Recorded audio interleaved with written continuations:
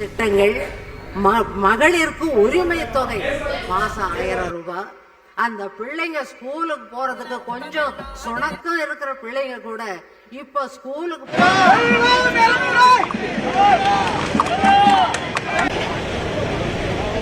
அண்மை செய்தி.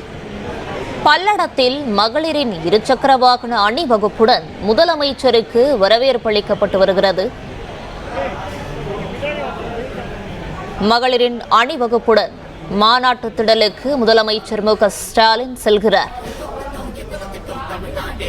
பல்லடத்தில் திமுகவின் மேற்கு மண்டல மகளிர் அணி மாநாடு நடைபெறுகிறது.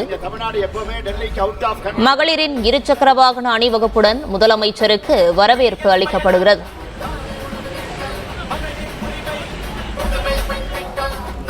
மகளிரின் அணிவகுப்புடன் மாநாட்டு திடலுக்கு முதலமைச்சர் மு.க.ஸ்டாலின் சென்றார். இது குறித்தான முழு விவரங்களோடு இணைந்திருக்கிறார் செய்தியாளர் நேசராஜ். நேசராஜ், வணக்கம். விவரங்களை பதிவு செய்யலாம். ஹலோ, வணக்கம். தமிழக முதலமைச்சர் மு.க.ஸ்டாலின் திருப்பூர் மாவட்டம் பல்லடம் பகுதியில் வெல்லும் தமிழ் பெண்கள் எனும் திமுக மேற்கு மண்டல மகளிர் அணி மாநாட்டில் கலந்து கொண்டுள்ளார். இந்த மாநாட்டில் 2 லட்சம் பேர் பங்கேற்க ஏற்பாடும் செய்யப்பட்டுள்ளது. அதே போல இந்த மாநாட்டில் பங்கேற்போருக்கு சிற்றுண்டி, இனிப்பு, குளிர்பானம் அடங்கிய தொகுப்புகளும் வழங்கப்பட்டுள்ளன. இந்த மாநாடு திமுக துணை பொதுச் செயலாளர் கனிமொழி எம்பி தலைமையில் நடைபெற்று வருகிறது.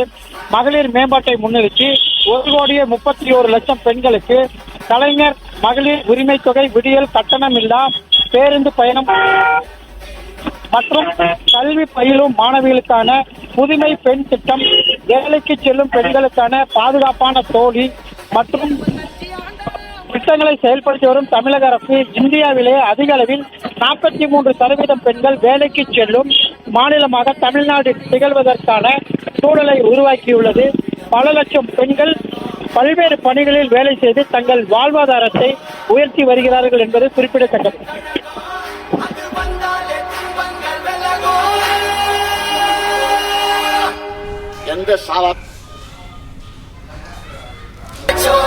பிளே ஸ்டோர் மற்றும் ஆப் ஸ்டோரில் இருந்து பாலிமர் செயலியை QR கோடு மூலம் பதிவிறக்கம் செய்யுங்கள். செய்திகளை உடனுக்குடன் பெறுங்கள்.